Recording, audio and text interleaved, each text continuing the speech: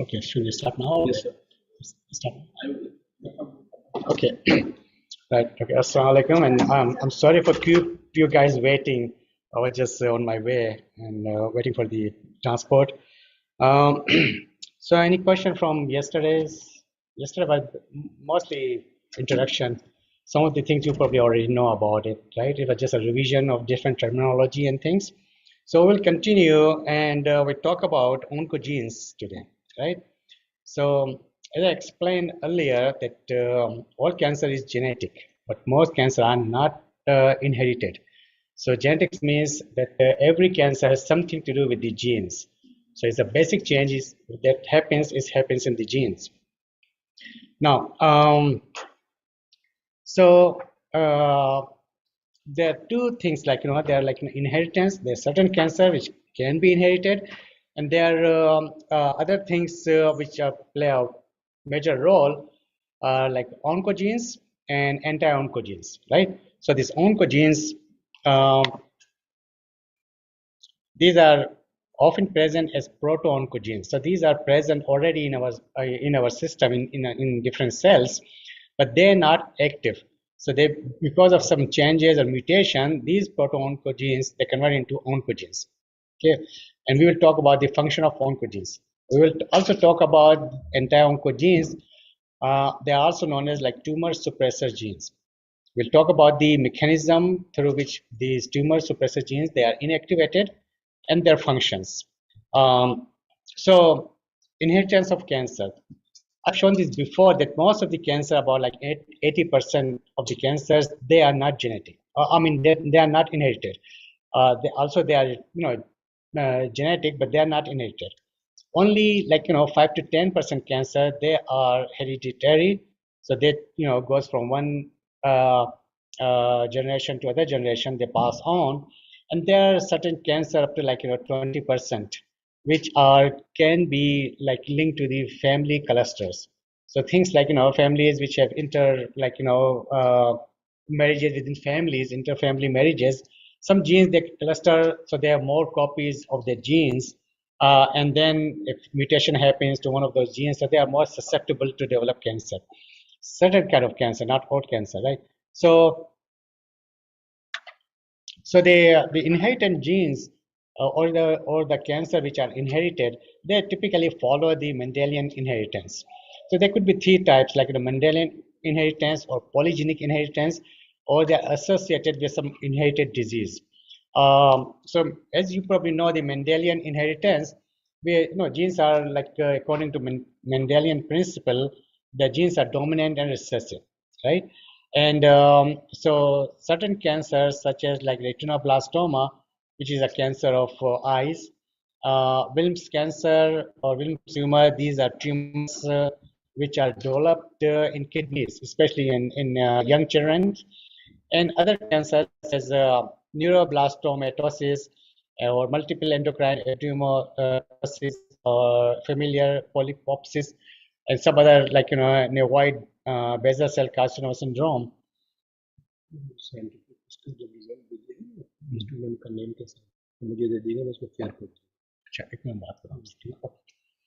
All right. Okay. So as we know that in the Mendelian principle, like if one person like is a carrier, so it's all distributed according to Mendelian principle. So like in this case, like there is a defective gene. This mother is carrying a defective gene is XX, and then father is XY. So the thing is that these genes, so this mother can easily transfer this gene to an affected male, not a female, because the female, the other X chromosome which comes from the father's side is going to be normal, right? So again, the dominant and recessive, things play a major role in the transfer of cancer from one generation to other generation, right? Other like so there's like 1 in 4 chance. 1 in 4 there's a chance that a male of that generation might be affected through that cancer, right? Polygenic inheritance means these are also inherited, but especially the cancer like breast cancer and colon cancer.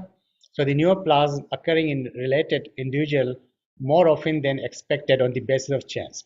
So the people who are more, related to each other, if it runs in one family, so the chances are people who are related to that person, they have a bigger chance, right? So here is, for example, this example. I don't know if you can see this figure. All women, they're about 88%. They will not have breast cancer. So only 12% women, they will experience breast cancer, and out of 12%. So if I assume this, all these women who are carrying the cancer, in this case about like 73%, they will have initial gene mutation, um, and then they might have a sporadic cancer, right? Or no cancer. But out of this, like 27%, so 12% of 27% will be like only 5 women out of 100 women, right? They will have like a familial cancer, and out of that, like 5%, they will have the mutation in a single high penetrance gene, whereas about 20% of those mutation in multiple low penetrance genes. So there only just the point is that even in that case, there's only small fraction of people they experience the cancer, which is kind of because of the polygenic inheritance. So multiple genes, they need to be mutated in order to develop the cancer, and these chances are it can be run in the family cluster. And there are certain cancer which are produced in certain inherited diseases. Like, for example, many inherited diseases are associated with high risk of neoplasia. So things like syndrome characterized by increased chromosomal fragility. So in certain diseases, like in all these diseases, their chances, the chromosome, they break down, they translocate from one place to other place. So they actually provide a basis. Those people are they have higher chances of getting cancer, such as people with immune deficiency syndrome. So again, immune system play a bigger role. So these are like because of these diseases have genetic basis. So because these genetic basis, these are like they get inherited from one generation to other generation, and as a result, they have increased risk of cancer development, right? But beside that, the other cancer, they are most of the cancer governed by oncogenes and anti-oncogenes.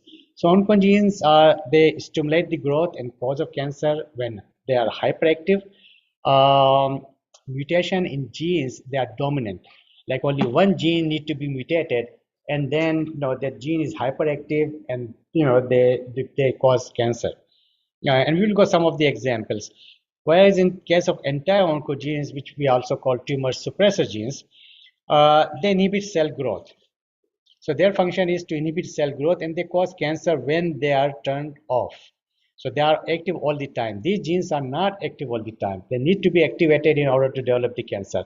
Whereas in anti-oncogene, as the name suggests, or tumor suppressor gene, they need to be turned off because they're already active there, right? So their function is to suppress the tumor, right? So they are always active there, right? So now their mutation are recessive. So it is kind of protecting mechanism that the genes are there, their function is to protect, right? If one gene is defective, then there is still the second gene is present there, right? Then they can overtake the function. So in order to really silence the tumor suppressive gene, you have to silence the both genes, right? So they are recessive. So it means if the both genes are knocked out, then those genes are then their chances of developing cancer. So it is like more kind of God give us like a more protective mechanism that this has to be activated. So there's something need to be done. These are already active. You have to inactivate them, and you have to inactivate them twice in order to completely silence them. Now, so the what happens that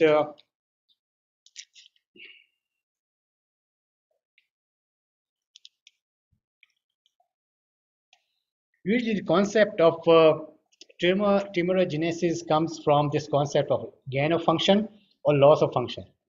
And so it's very clear, like when I'm saying that the oncogenes are activated, right? So it means if one gene is activated, it's going to produce something, right? So it means there's a gain in function. Okay, and tumor suppressor gene is already active, right? So it means it's doing something, right? So when it gets suppressed, it means there's a loss of function. So always in cancer, there is always like some kind of new activity is occurred, or there's an activity which is already there is kind of lost, right? So here is an example like overactivity. There's a normal cell, right?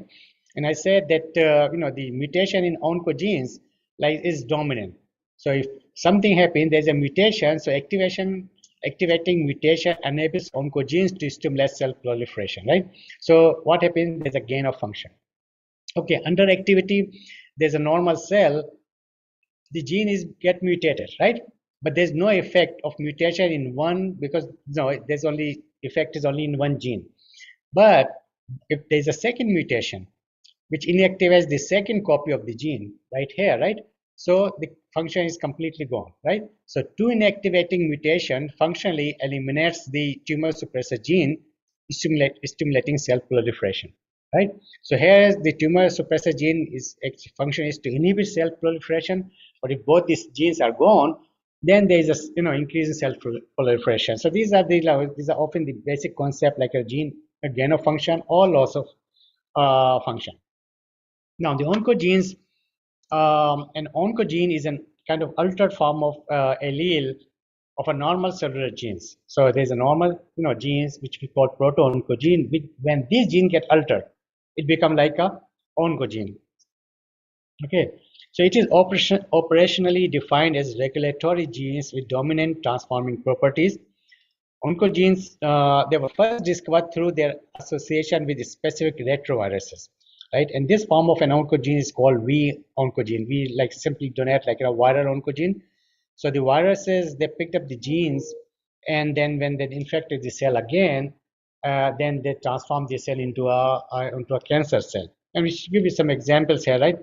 So they first oncogene was discovered from avian sarcoma virus, and then was called SARC gene, like sarcoma, so SRC.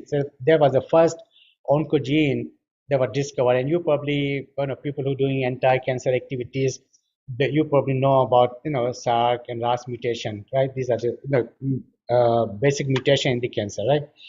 Proto-oncogenes function in signal transduction, cell cycle regulation, and differentiation. So these genes, so the proto-oncogenes, so these are like, they are genes, they're not like active, right? They're doing their normal function. And their normal function is they're in signal transduction. So they can be genes which are coding for receptors. There can be genes which are coding for second messengers, like different kinases and phosphatases and things like that. Or these can be genes which are coding the cell cycle regulator, like if you probably know about cell cycle, the cell cycle goes from G phase, S phase, M2, G2 phase, and each phase is regulated by cyclin and cyclin dependent kinases. Right? So some of these proto-genes, the proto-oncogenes, they encode either cyclins or certain cyclin dependent kinases, right? Or they involve in cell differentiation. Cell differentiation means like cell when divide, as you know, all the cells that come from stem cell, they divide to different lineages, and then finally differentiate into a differentiated cell. So they are the genes will involve in stimulate the growth factors. So some oncogenes, they encode for growth factors. So these are all the like a normal genes. These are the genes which are involved in normal cell regulation, and they get mutated, right? So viruses, they are involved in cancer because they can either carry a copy of one of these genes, or they can alter expression of the cell's copy of one of these genes. So the virus, that's how they play a role, that they actually, when they infect the gene, and I will show you in next slides that they're viral replicate in different ways. In some of the viruses, they actually integrate with the chromosomal DNA in order to replicate. And then when they detach, they somehow pick up the gene from the host, and sometimes they pick up the gene which is oncogene.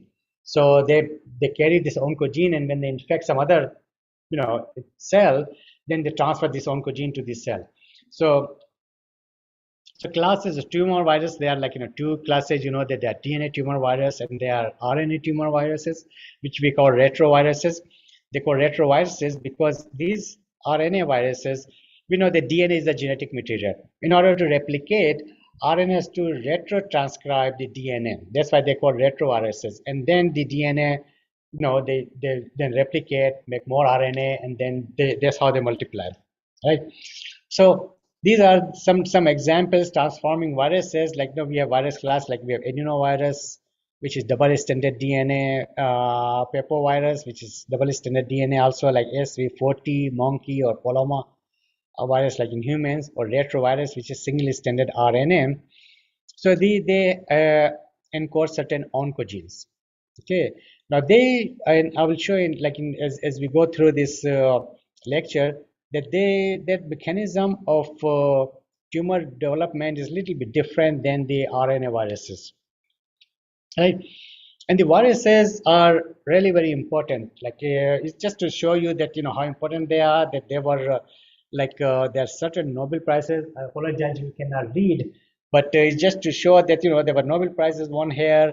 Um, uh, for the discovery of RAS, sarcoma virus, and then there's a Nobel Prize was awarded to Baltimore team in 1975 for this description and transcription of retroviruses, and there are multiple Nobel prizes like hepatitis C virus. There was Nobel Prize awarded, and the Nobel Prize awarded on other kind of again on other viruses like FDA approved HPV based preventive vaccine development. So these are number of virus Nobel prizes awarded. At least like 4 or 5 Nobel prizes are awarded in the virology field. So they are really very important in terms of carrying various diseases. Right? So the tumor viruses, the first tumor viruses or virus was identified by this person Francis Patton Ross in 1909. He demonstrated that the cancer can be transformed from one chicken to other chicken, right? In 1911, after like few years later, then he concluded that the cancer can be caused by a small transmissible agent, or which he suggested maybe is a virus, and he gave the name because of his name, Ross sarcoma virus. Ross his name. Sarcoma was it was in the chicken breast, in the is kind of sarcoma in just like in the breast tissue, and then because it was transferable from a small agent, then he thought it's a virus, so he gave the name is like a raw sarcoma virus. Right. And the experiment what he did, there was chicken is actually a farmer bring a chicken to this person is a veterinarian and show that the breast the chicken has this tumor. So he was kind of intrigued. He said, well, how this tumor came, maybe it can transfer from one chicken to other chicken. So that's what he did. He removed the tumor tissues, he homogenized the tumor tissue, and then filtered collect the filtrate uh, through a fine pores, so that he wanted to see what is the agent, and then he injected that filter to another chicken, and to his surprise, he found that other chicken also developed the tumor. So that's how on this is a small experiment he concluded that there was a virus, and this virus and the tumor can be transmitted from one person or one animal to other animal. And this is a small experiment won even a Nobel Prize. It's a simple experiment. If you get a chance, you could have easily done this experiment, right? But it just at that time, like in early 90s, science was not developed that much. Is this on? I don't think this is on. Okay, sorry. Um, so, so that was a like a breakthrough experiment showing that the viruses can develop the tumor, right? Now, what happens that when a virus infects a cell, what we call the cell is actually transformed. Okay, when it's transformed, it actually display many characteristics that are displayed by cancer cell. So, what are those characteristics? Like, so some of these, like morphology changes. In normal cell, you probably the people who done tissue culture, they have seen that cells are really grow flat, and then they have a certain morphology, and then cancer cells, they are they become rounded up.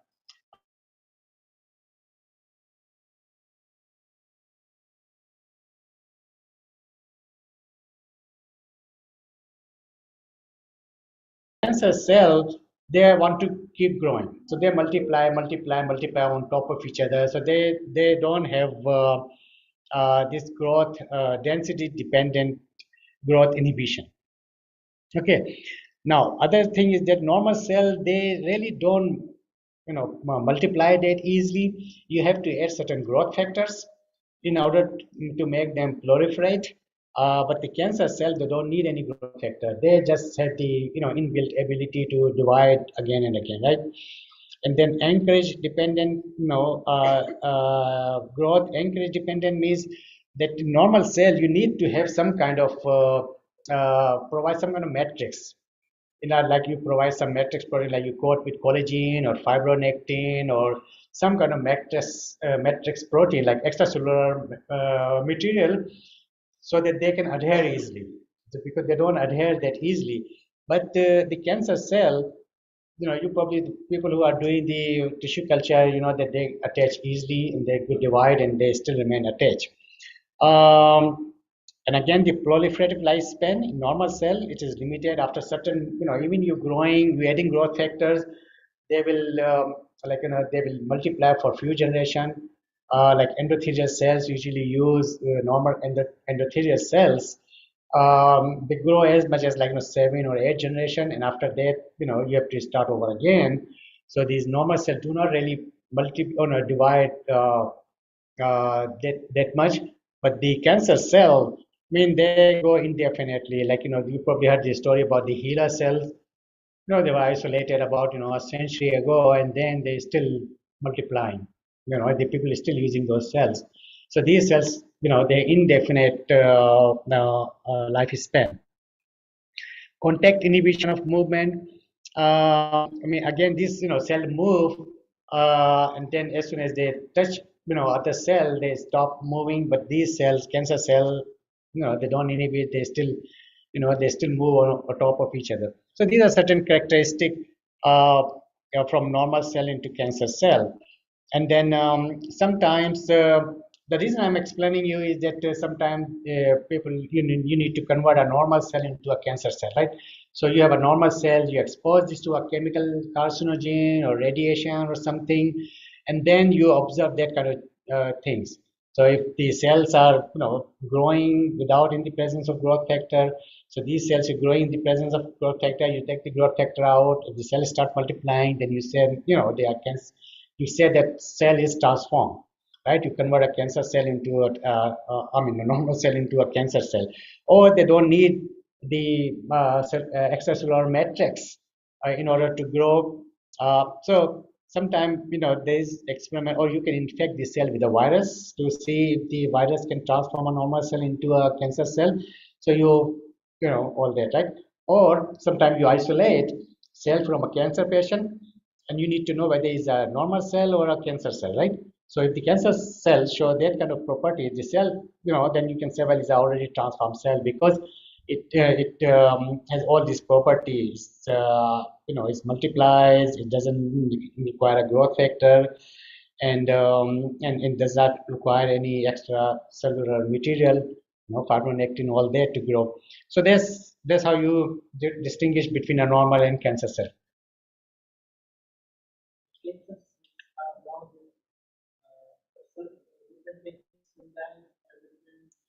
They stretch, yeah. Well, you are right. It's difficult to say at this stage because when they stick, then they change the morphology. But the thing is that the normal cell, all normal cells have a specific morphology. Like the endo.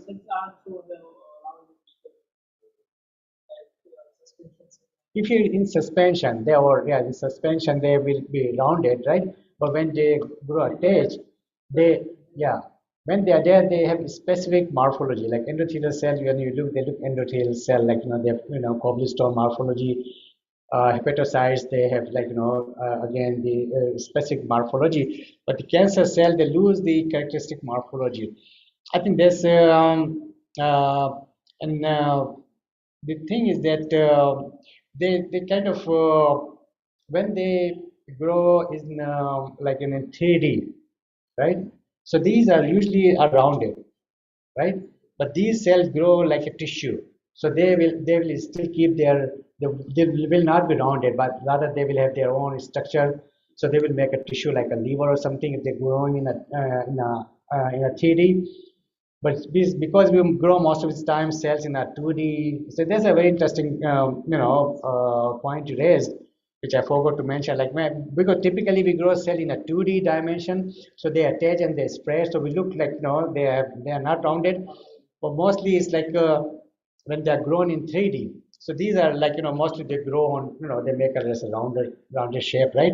But these are they have specific architect. That's how they grow. Okay, so tumor viruses. Okay, so as I said, we have DNA viruses and RNA viruses, right? So the common DNA viruses, they are like a hepatitis B. You probably all heard about all these viruses like SV40 and polyomavirus, papillomavirus, adenomavirus, herpes virus, and pox virus, like it's called smallpox and herpes and all that diseases. And RNA viruses, there are too many. They are just grouped into like a retroviruses. Okay, so that's just to show that we have just what I said, that they cause certain kind of like hepatitis called liver cancers, SV40 and polyomavirus. They cause cancer in animals, not in humans. Papillomavirus, cervical carcinoma. Now there are vaccine against this. They are usually recommend that girls, as they become like mature, they should get vaccinated. Adenovirus, again, these are the non-human viruses. Herpes, cause number of diseases, and then we have retroviruses. Okay, now DNA virus, they do not contain viral oncogenes, right? In contrast to RNA retroviruses, they contain viral oncogenes. Right? The mechanism of DNA virus is a little different, and we will explain you in like next slides that it acts by blocking tumor suppressor gene. So it's the same thing. Like these are viruses. They make protein like this HPV or EBP or HBV. These viruses, they actually make protein, and these protein actually suppress the or inhibit or block the tumor suppressor gene. And as we know, the tumor suppressor gene function is to not control the cell proliferation. Once they are blocked, then you get cancer formation. Whereas in the case of retroviruses, right? So retroviruses, they are like a DNA provirus containing viral oncogene. So they contain some genes which we call VONC. They kind of introduce in their genome. Okay, now DNA provirus without VONC is inserted adjacent to C-ONC in host cell DNA. Right? I explain you in a second that this RNA virus is thought to have acquired VONC sequenced by recombinant mechanism from animal cells. So there are two types of oncogenes. They are like viral oncogenes, the genes from retrovirus itself, and there are non-viral oncogenes, which are cellular oncogenes. And these genes derive from the genes of the host cells that are in an inactive form. Usually they are proto-oncogenes, right? Occasionally, if the gene incorporates with the viral genome, it will form a highly oncogenic virus. So the virus itself, there are two kind of viruses. The virus itself has a oncogene, which is picked up from somehow from some by transformation from some animals. Or what happens that when virus infect a cell, it actually inserts its DNA, and then when it inserts the DNA, if it inserts in a place which is close to a proto-oncogene, then it activates, it picked up the oncogene from there. So like so we will see how the viruses replicate. Okay, so we know that these are double-stranded DNA virus, right? So you probably use a basic microbiology virology thing, that DNA, we have viral protein, protein coat, and then double-stranded DNA. It enter into the cell. It the core protein is degraded, DNA is released, DNA undergo replication, make many copies of DNA, and then it's also going to transcription, make RNA, and this RNA make all the again the protein for the coat, and then this DNA and RNA get reassembled, and then we get the virus released from this cell, right? So a virus uses host machinery to replicate, and during this process the cell bursts out, and then thousands of one virus make thousands of copies, and it get released. So this is a very simple mechanism. DNA replicate, DNA viruses, they have very simple replication. Now in case of RNA virus, they have little complicated, and that's why they are dangerous, because they actually use DNA of host in order to replicate. So what happens is there's a RNA virus, so this is a single stranded RNA here. So what happens during entry, it loses its capsid. So it has a capsid as well as also has a protein code. So this is the only thing left is that protein code with this single stranded DNA, single stranded RNA that also has this enzyme, which we call it like reverse transcriptase, right? So why is transcriptase? The transcription is the formation of DNA from RNA, right? When transcription is formation of RNA from DNA, right? Reverse means using RNA as a template and make DNA, right? So that's why it's reverse transcription, right? So this RNA enzyme which actually start making a DNA. So reverse transcribe. So it make the DNA, make the double-stranded DNA. That double-stranded DNA get inserted into the host chromosome, and then start replicating, start making his RNA copies. Okay, undergo transcription, and then the RNA is then used for making capsid protein, envelope protein, and again more copies of reverse transcriptase, and that they reassemble, and then we get viruses released, right?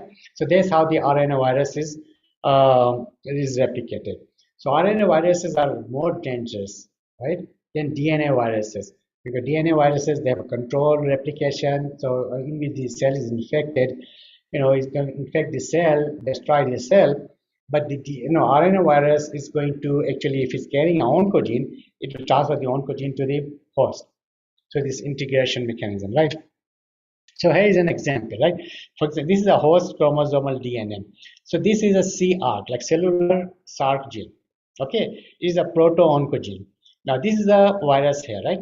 Is in fact, so it's make a double-stranded DNA which get incorporated into the cell, right? Now what happens when you undergo transcription? So this is then it's making the VSARC, CSARC, and then it's transcribing. So it has the virus transcribed, and this part is transcribed together, right? And it's kind of picked this gene. Now it become viral SARC, right? And it get packed. When it get packaged, then this now virus is carrying the part of the gene which is in this one is like proto-oncogene, is not active, right? Is as a regulatory mechanism is not active, but this is now free, and then this virus is now oncogenic virus. So if this virus infect a cell, this gene is going to be active. It's going to incorporate the gene to the other, right? So there are certain examples, right? Here, like for example, we talk about the SARC. So that's what happens. The retroviruses are a member of one family of RNA viruses that cause cancer in a variety of animals and humans, right? The retrovirus is made of three main genes. These are GAG, POL, and N, which is for envelope, right? So there's make polymerase, there's make protein code and envelope. So that are required for virus replication, but not for, they don't play any role in the viral transfer, cell transformation. So it's only for virus, right? Only the virus transform a cell when it picked up an oncogene, right? So a retrovirus can transform a cell from a normal to a cancer if they include a specific gene that is capable of introducing cell transformation. This gene is known as oncogene. So this is like a SARC, right? SARC, because it's a part of signal transduction. So if it is present there and it's incorporated into viral RNA here, then it becomes an oncogenic virus. Okay, and again, it's just an example. You don't have to memorize or anything. It's just give you the example. Like there's so many viruses, right? Their growth is this phenomena. Like we have raw sarcoma. There was the first one, SARC gene, and then there were like gene yes, and all these genes make all these genes. They are oncogenes. These are viral oncogenes, and they cause disease in different species, and that kind of cancer they cause. Okay, and that's their natural oncogenes is like, these are their function. So these are their function, but when they are become oncogenes, that their function is like, become more and more active, right? They're hyperactive, right? So here's an example, like for example, like c-MYC gene. I'm sure some of you are working with this, c-MYC, and what happens that there are different genes, right? Now these are potential insertion sites, right? Now, they are more frequently maybe insert here or here. There's so many sites where the virus can insert this genome, right? So, for example, not every time virus insert its genome to the host, not is going to be an oncogene, right? It just happens if it's close to an oncogene, right? For example, here there's a gene X, right? This is the viral DNA. There's a gene X, gene K, gene A, and there's c-MYC, right? So when they transcribe, so in these insertion, they have no proliferative advantage, right?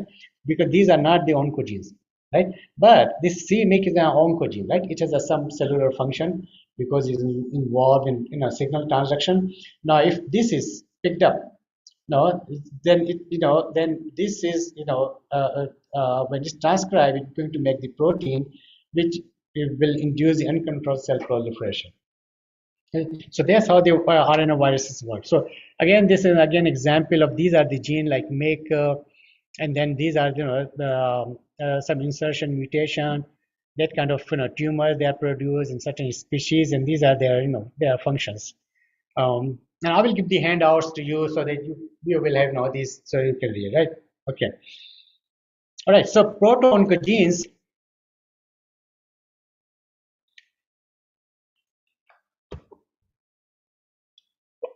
Okay. So what happens? Oh, sorry. Yeah. Certain viruses are going to take the gene and then they're going to produce one part of it. So, wouldn't that be something that would be jumped to the virus that would have, for example, the proto-oncogenes, something that would be like that? Okay, these are the common genes that are no longer advantageous for the So, wouldn't that be some kind of jump that virus would be Yeah, probably, yeah. Or it will probably not transcribe because not, we have the whole chromosome, not everything get transcribed, right? So it may be inserted at a place is not really transcribing or something. So the thing is that, if it's as a place where there's no function or it's not affecting, or the gene is not really involved in any function, because in our chromosome, it's only a small portion of the chromosome is really transcribed. A lot of there is like things are there. People are still trying to understand why some of DNA are there. So this only happens when there is it's inserted close to a oncogene. And oncogene means like some gene which has some kind of function, because if that is activated, it means the function is going to be enhanced, right? And it,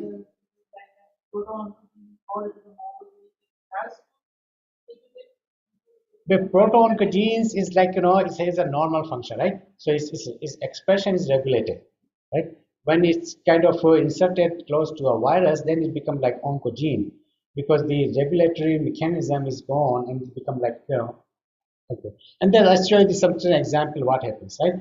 Because sometimes it happens that the way is inserted between a gene, not necessarily close to a gene, but the gene is inserted and it's causing a mutation or something, right? So what happens like proto-oncogenes, the way they get activated, like different mechanism, right? For example, deletion or point mutation in coding sequence. So we have a DNA, right? So if there's a point mutation, right? So this point mutation then make a RNA, which is making a hyperactive protein. The protein has higher activity, but it's still making in a normal amount, right? But because the higher activity is going to induce all that cellular process linked to that protein, right? And then that can lead to oncogenesis, right? Okay, gene amplification. What happens that the genes is inserted and the several copies are inserted, right? So it's making copy, and then they are kind of are like accumulated in one place, and they all are transcribing. So you're getting what? You're getting normal protein. Normal protein, no mutation, but gene is amplified, so you're getting normal protein, but the protein they are overproduced.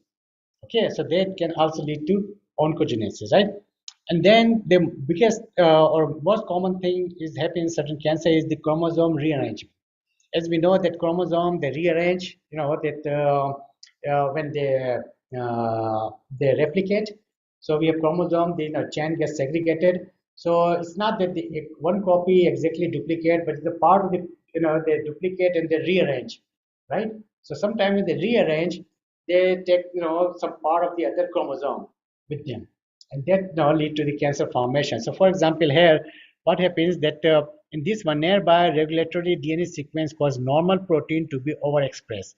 So this is normal gene, but they got some kind of regulatory DNA sequence which is going to make this protein overexpressed, right? So that can cause, right? Or fusion to activity transcribe gene greatly overproduces fusion protein, or fusion protein is hyperactive. So it's like there's a protein, but and I'll show you example in next slide that something is actually translocated from another chromosome, and it's making a protein which is a fusion protein. Like so, part of the protein is this, and part of the protein coming from another part of the chromosome. Now, this fusion protein is making a protein which may have higher activity, right, which can lead to oncogenesis. And mostly in kind of leukemias, that's what happens, like a chromosome rearrangement. So like Mhm. This quantification is program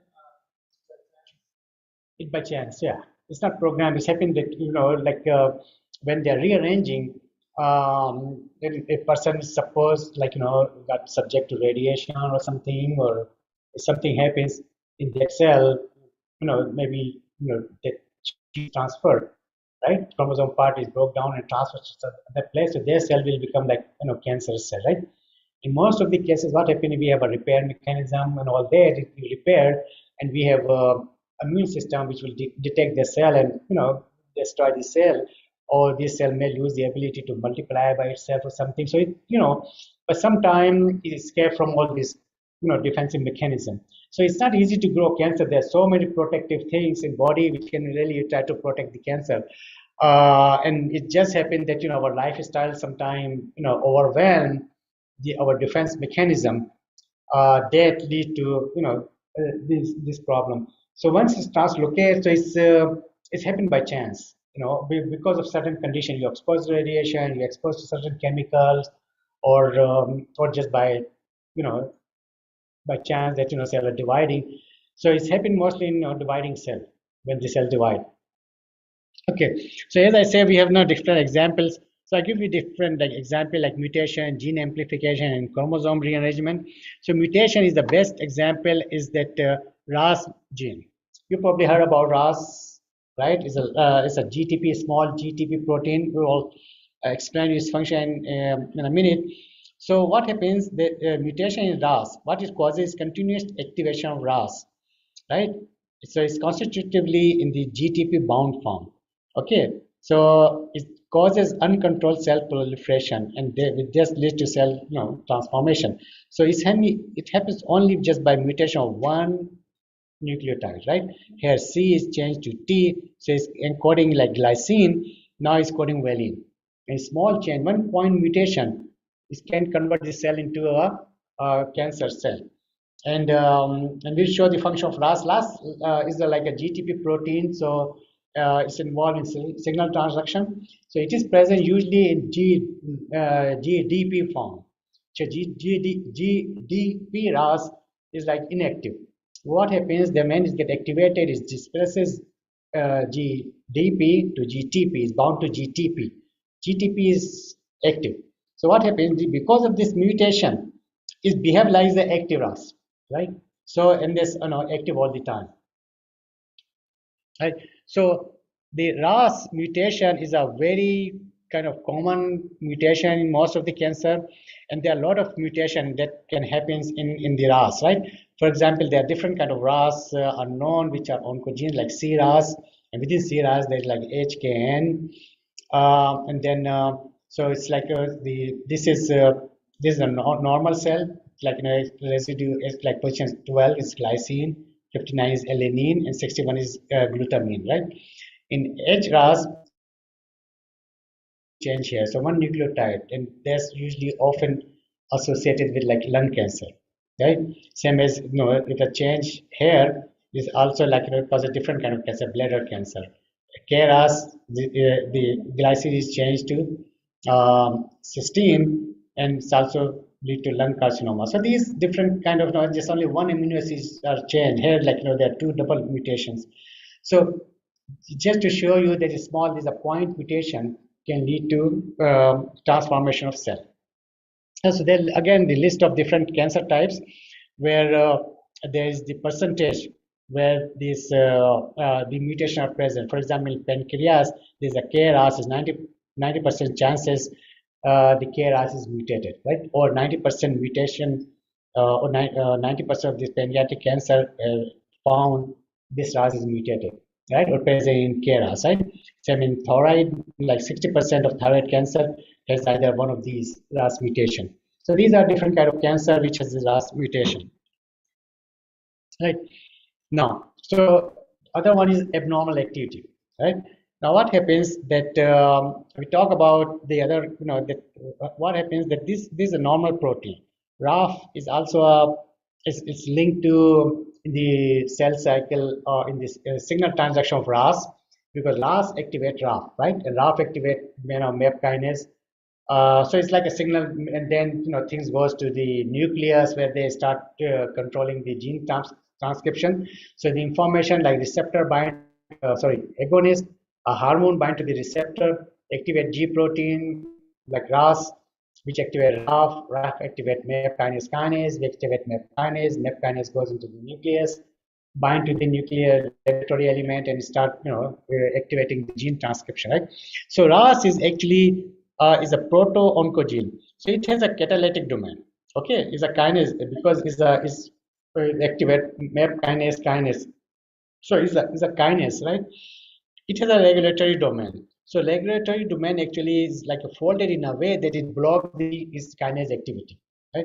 But what happens that during oncogenesis, right, this regulatory domain is gone, and then this the viral protein or viral DNA is like incorporated here, right? So here is like this is no more regulated. Now RAF is activated all the time, so it doesn't need any hormone, doesn't need any G protein activation. RAF is activated. So what is going to do? Because the kinase is going to phosphorylate MAP kinase is going to phosphorylate MAP kinase, is going to go to in the nucleus, and then it start activating the gene, and as a result cell will start cell proliferation, right? So there's the example of abnormal protein. Next, we talk about gene translocation. So here is the example. Like one of the thing is like the c-MYC gene, which is translocated from chromosome 8 to IgA gene on the chromosome 14. So this is chromosome 8, right? And this is chromosome 14. This is the IgA gene present here, and this is the c-MYC gene. So what happened during cell replication? The part of this thing is breakdown, right? And actually transferred here, and these are like an interchange. So this green part is gone to this one, right? So this becomes like we call it S 8 chromosome. It is HQ minus. It means something is lost here, and this chromosome 14 has gained something, right? And this part is gone here, right? So now this is like IgA gene, and next of this part of the chromosome is transfer, right? So this become like this kind of translocation is found in Burkitt lymphomas, right? So this is like that's what happened during this translocation, that this become like activated, because this is like now regulated here, but the regulation is gone, and then cell is become like transformed, right? So here is again.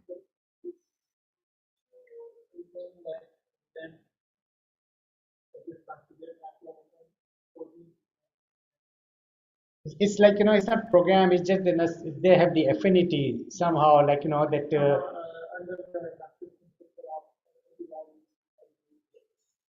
Well, I mean, I won't say it's a program, because program is it's going to happen every time, right?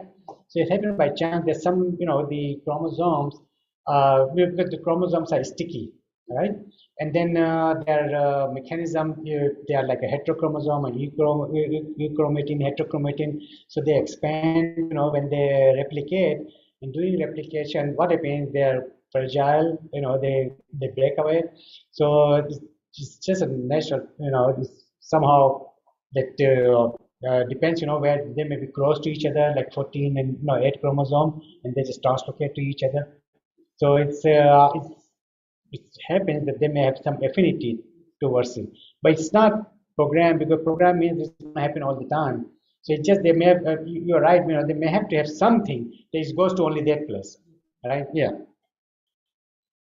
So there's like, here there's a heavy chain and the six, this a normal, this a chromosome 14 and this a chromosome 8, and then again this reciprocal, translocation, right? So the part of the sigma is joined to this normal chromosome 14, and then part is gone, IGH is gone with that. Same as other very common translocation is in BCL Abel gene.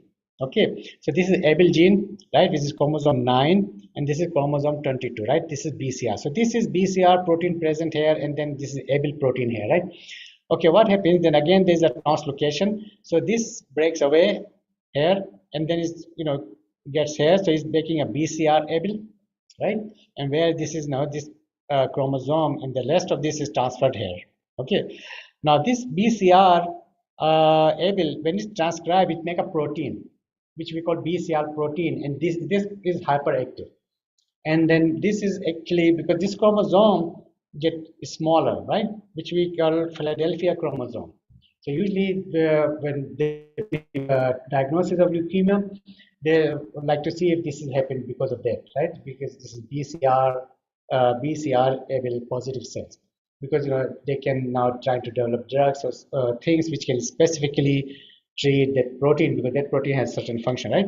So here it is, like again we have Abel protein and this BCR, there's translocation, and what happens in certain leukemias, the translocation is really different. So like for example in this AL, which is acute lymphocytic leukemia, so this is like gene here, so it breaks away, like this portion up to here is coming from here, right? And then this is like like chromosome, this is Abel and this is BCR. So it's like it depends how much portion is transferred, right? So we get different variants of BCR Abel, like we get a protein which is like 185 kilodalton or 210 kilodalton or 230 kilodalton. So when they get the protein, then they know that how this is really, how much portion is translocated, right? And it's associated with different kind of leukemias. And here is like that's just one example, like BCR Abel, but there are other proteins which has reciprocal. So these are the protein which has kind of get fused, right? Because BCR Abel is not now a fused protein, so it's so there are other proteins like they get fused together, and they're making some, like their fusion protein making, they have novel structure and function. And most of their function is affect the cell proliferation, and they are mostly associated with various kind of leukemias. Okay, now we have like example of gene amplification, okay, which is also a common occurrence in different kind of cancer. What happens in gene amplification is the example like NMIG, which occurs in like a neuroblastoma, or amplification of ERV2, which is very common in breast and ovarian carcinomas. So what happens that in this gene amplification, for example, c-MYC is get like amplified by 20 times in this leukemia and lung carcinoma, and make kind of amplify 5 to like 1,000-fold. So it's just making same, it's expressing same protein, again. And LMIC 10 to 20 times in small lung carcinoma, c-Abel 6 folds, c-MIB 5 to 10 folds, or B 30 folds in epididymite carcinoma, and KRAS They're also kind of amplified in other carcinomas. So these are just like example of, so these are like a normal, but then they are just expressing in huge amount. They are kind of amplified, right? So here it is. That's how it looks like. So for example, these are all the chromosomes, and then in this one, the gene when it's amplified, they are can be detected what we call fish test. So they use the antibody if they suspect that this protein is over amplified, so they antibody bind, which is usually bind to a fluorescent. That's what called fish isos in situ hybridization. That's the technique. So you see now a very bright signal, right? So it shows that these genes, there are multiple copies of the genes are present at that place, right? So what is the result, of gene amplification? So for example, you have probably know about breast cancer because breast cancer are ER positive and HER2 positive, right? You know about the gene. So HER2 actually is a receptor, right? It is an epidermal growth factor receptor, but it is kind of a mutated receptor. Okay, so it is usually expressed, but it's expressed like in limited numbers on the cell. In a normal cell, for example, there are only 2 copies, right? Okay, if there's a gene amplification, okay, so it's going to express the her receptor, but the her receptor is going to be too many copies, right? And her, because it's expressed on the cell surface, so these copies are going to go on surface, right?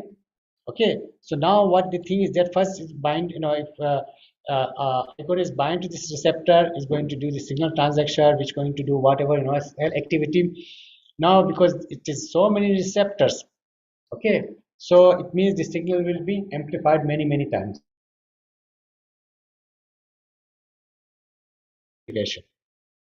Right? Okay, so like early on I said that cancer is a disease, a genetic disease, right? Okay. Cancer is also a disease of cell cycle because very first thing is that it has to multiply, right? So everything goes wrong, anything or anything goes wrong with the cell cycle regulation is usually result in the formation of cancer, right? And to cell cycle, you probably all have seen this, like in ninth grade or eighth grade, how the cell multiply. Like we have G naught phase where the cell are sitting silently, sleeping. All of a sudden, you get a signal, wake up, growth factor or something, or serum or something, or cell need there's a signal that it need to multiply. So cell is go to G1 phase, and then start preparing for division, make the DNA synthesis, go to gene 2 phase, and undergo mitosis, right? Where the actual cell division takes place. So this is like different phases. Like in G1 cell growth, there are restrictive point. If anything goes wrong in the division, it abort this division there, right? S is the DNA synthesis phase, preparation for cell division, and actual mitosis occur here. And even in mitosis, it's just not a simple cell just split into two. It's a very regulated process. There are various phases, like we have prophase, pro-metaphase, metaphase, anaphase, telophase, and then we have cytokinesis, where the cell actually divide. So it goes, all this small mitosis phase has multiple phases, right? Now, any error in the signaling pathway that regulates cell cycle progression can lead to cancer, right? So this cell cycle is really highly regulated. So anything changes here, goes wrong here, which can affect the cell progression and the cell multiply rapidly, right? Okay. So there are certain go signals and stop signal. So the go signals are usually like growth factors, right? Cell need a signal. As I said, normal cell need a growth factor in order to divide. Cancer cell do not, right? Okay, oncogenes, because they already have oncogenes.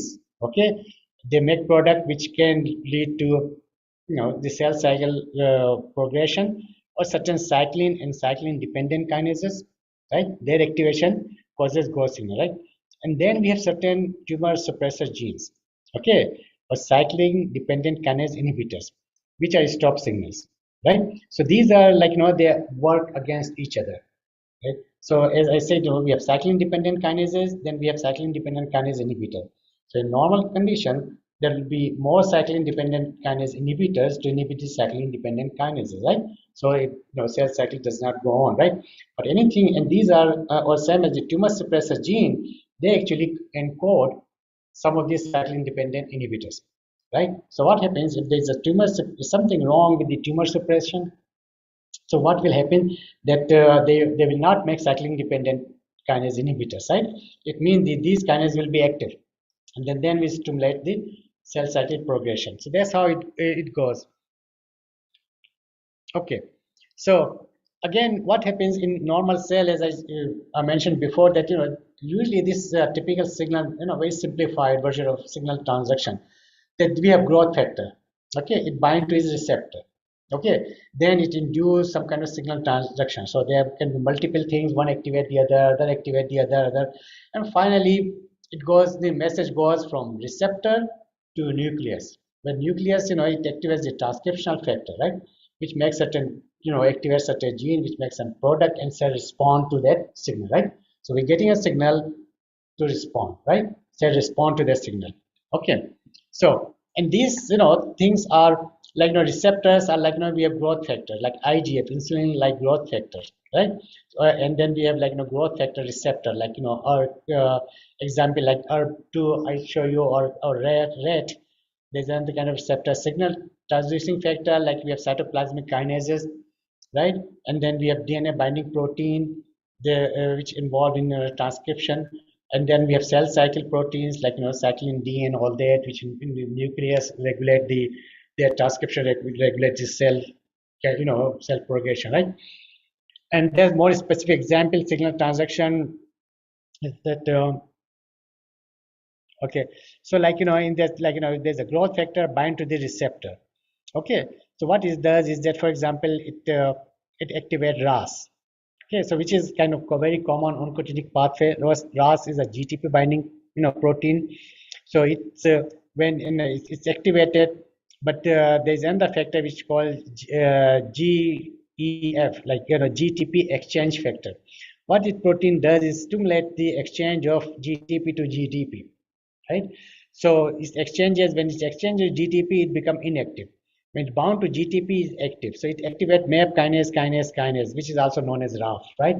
So remember that kinase is activate MAP kinase, which activate MAP kinase, which activate this transcriptional factor Jun, and this transcriptional factor then actually make, combine with the make Jun and force. And these are different transcription factors, so their combination actually causes gene transcription. So this is a very simplified version of signal transduction. Okay, so here is what happens. So if you have if the oncogenes, right, is coding the growth factor, so what will we have? We have a lot of things, growth factor. So we have increased, growth factor, increased signaling, or they could be increased receptor, or they could be, the oncogene could be the members of the signal transduction protein. So we have done an increased signal transduction, or we have the increased activation of transcription factor, right? So all these oncogenes, they code proteins which either, growth factor receptor, members of signal transduction, or member of the transcription factor, right? And they all affect the cell cycle progression. Okay, here's some example. Like, for example, oncogene causes cancer by affecting like cell proliferation. Example, RAS, RAF, and EGF. These are the like endothelial growth, endodermal growth factor. Cell differentiation. There are certain proteins, which are PML or RAR, that inhibits the differentiation of promyelocytes to granulocytes, right, which will maintain the cell in its active proliferative state. Because the cell differentiation is important, because once cell is differentiated, it can no longer proliferate, right? But if you block differentiation, so it means its pre-existing form is there, still there, so it still is going to proliferate, right? So it's not completely differentiated, right? Cell survival, there are certain proteins which actually kind of act as a cell survival. If anything goes wrong in the cell, so these proteins get activated and make sure the cell survive. So some of the oncogenes are like, PI3 kinase and AKT. They actually inhibit the, cell death. So they make cell survival possible, right? So, growth factor, epithelium growth factor, EGF, platelet growth factor. So if they are excessive, production, they can cause cancer. Like growth factor receptor, PDGF receptor, signal transduction, RAS, RAF, MAP kinase, transcription factor, JUN-FOS, ELK1, and MYC. These are example of transcription factor. I've already shown you this before. Just the same thing shows that we have growth factor. We have different like oncogenes. I can show you. Like these are different oncogenes. They actually act as a growth factor, and these are like not the normal growth factor, but these are like activated. Same as these receptors. So these are receptor, but it's like a mutated receptors. Non-receptor tyrosine kinase. Again, these are the kinases which activate the signal transduction mechanism. RAS is a GTP binding protein. And then we have RAF, which is another kind of kinase, and then we have transcriptional factors. So these are just some examples. Okay, you want to have a break now? Okay, I see some of you are getting sleepy, right? Okay, so we get a break of 5-10 minutes. Okay, sounds good.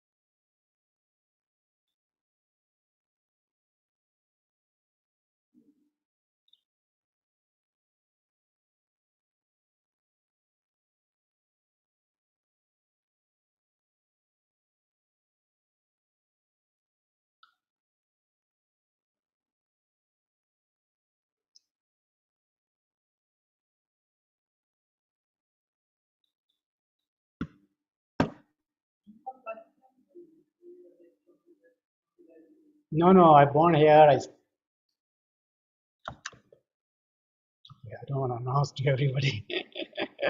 No, I born here. I got graduated from biochemistry here, Kachi University. Yeah. Then I went to Anybody here from biochemistry? No? Okay. Yeah, then I went to Australia for my PhD. I did my PhD from Australia, and then I moved to, well, I did a fellowship in New Zealand for 2 years, and then I moved to USA. I've been there for a long time. Well, yeah, I've been doing, my PhD was in cancer cachexia, like, cancer patient, they lose, muscle mass. So I studied, the metabolic basis, what the metabolic derangement in those, during that cancer. So that's why I studied. And then I kind of, New Zealand, I did a little bit different work for growth physiology, how, the different growth factor like IGF-1 regulate growth. Then I went to USA where I started work on phospholipase D. It's like, activity just like enzyme characterization. Then from Vanderbilt, I worked with Vanderbilt, then I moved to Indiana University where I started working the, I still, I have working in the cancer in like one way or other. Then I worked on interleukin 11 and its role in leukemias, right? And then through that I worked bone marrow transplantation because leukemic patient they have bone marrow transplant. So I was there, and then I started my own research in that area. But then I worked on the effect of fish oil and then other polyphenols for the anti-cancer activity. So that's what I'm doing here. But then now working on different kind of area, obesity and cardiovascular and cancer. So different areas.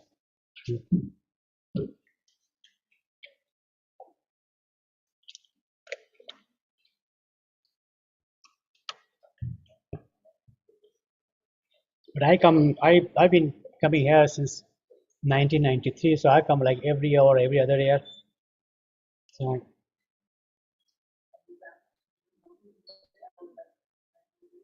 no, they're over there. Yeah.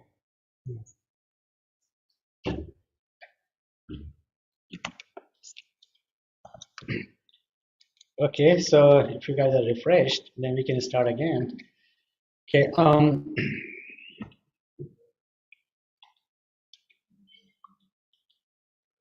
Okay.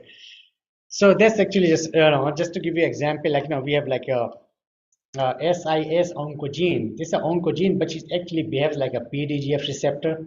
So PDGF again, it's once it's expressed, then it acts as a PDF and stimulate, the growth of certain cells.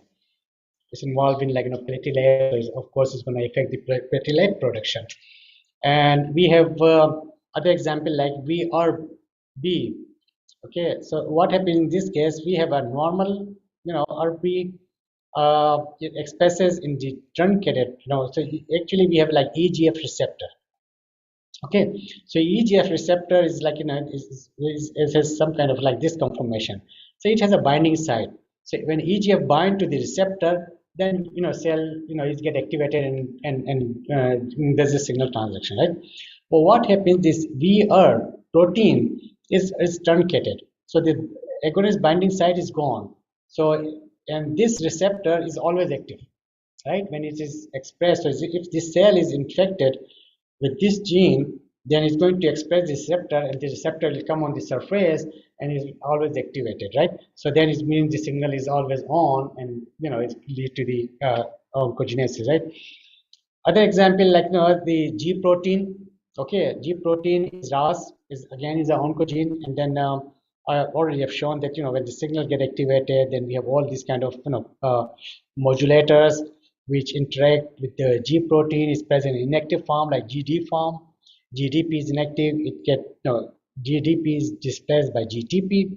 It get activated, and once it's activated, then it does the onward signaling, right?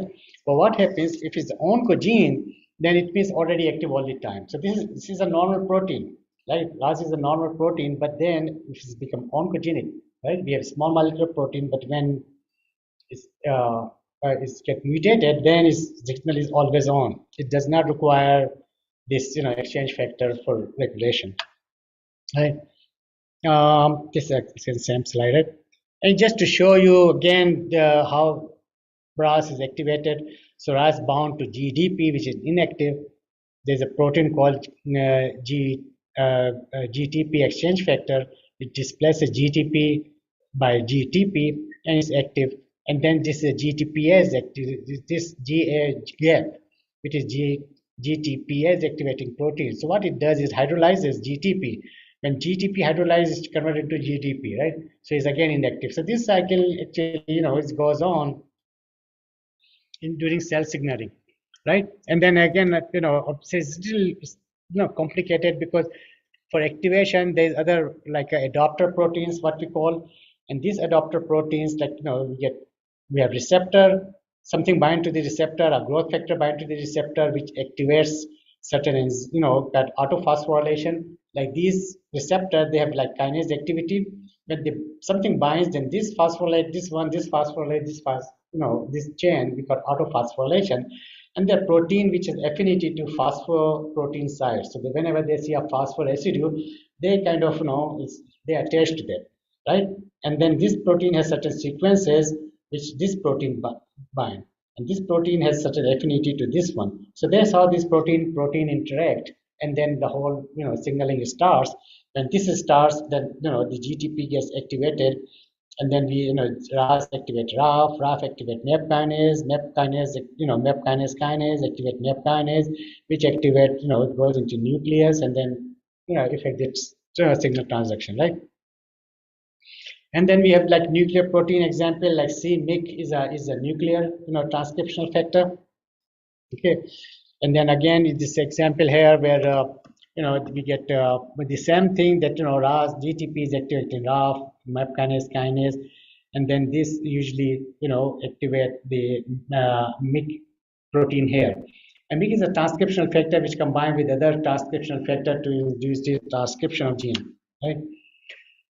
All right, so these are all about oncogenes. So you probably have a good idea how the oncogenes work, like they're different mutation, amplification, and translocation, overexpression. Now, second part is like a tumor suppressor gene. A tumor suppressor gene, they act to inhibit cell proliferation and tumor development, right? So their function is like in opposing direction. Oncogenes, their purpose is to activate cell proliferation. Okay, now the tumor suppressor gene normal function, the normal function is to regulate cell division, right?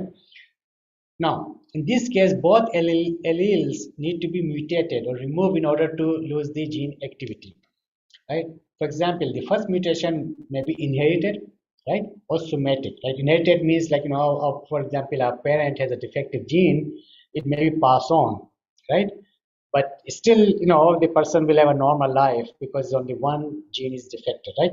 Or one person can also have a defect, by somatic mutation for some reason, it's got a defective gene, right? Okay, still the person will be normal. Okay, if there's a second mutation, the second mutation will often be a gross event leading to a loss of heterozygosity, right, in the surrounding area. Okay, what is heterozygosity? Is like one allele is different the other one, right? If the both genes are gone, it means they lost the heterozygosity. So how it is found? Like what they did is there's a transformed cell, like a cancer cell and a normal cell. They try to fuse this cell. Okay, and then the expectation was that when what they were trying to do is that they were thinking that if it does fuse a transformed cell with a normal cell, this normal cell will become transformed, right? But on their surprise, what they found, this normal cell actually behaves as normal even after fusion, right? So there's on the basis, I think they proposed this hypothesis that there's something in the transformed cell. It's not a dominant characteristic, right? There's something has need to be done in order to make it to convert as normal cell into transformed cell, right? So this Nixon hypothesis, what is also often called two-hit hypothesis, just simply that is like if you have one gene is a hit, right? So you still can't get the tumor, right? But if subsequent, like a second hit, right, will lead to the formation of tumor, right? So if we have like a normal individual in the very rare event, right, that one mutation will happen, but if the one mutation happen, so there are more chances that the second event would lead to the loss of homozygosity. So the hypothesis is that for the tumor suppressor, they have to have two hits in order to become inactive. Okay, so like in this case, like if this is a familiar, it does happen in kind of like a familiar retinoblastoma, right? It is a genetic disease. A parent can have a mutated allele. Okay, so this is a mutated allele. Now, when a person inherit like this kind of situation, they are very susceptible. So anything happens to the second gene, then they just need only one hit, right? Because they already inherited a first hit from the parents, right? But in the kind of sporadic retinoblastoma, there's a mutated retinoblastoma gene, right? And then there's a second mutation on the other one, so it has to has two hits in order to have a mutated retinoblastoma gene. Okay, now the retinoblastoma gene is actually a tumor suppressor gene. So what happens is inactivation of tumor suppressor gene will cause cancer, right? So the retinoblastoma gene, it actually interacts with viral protein. So there are certain viruses, as I said, DNA virus work in different way than RNA viruses. RNA viruses integrate with the genome and then activate certain gene. But what DNA viruses do, they make proteins.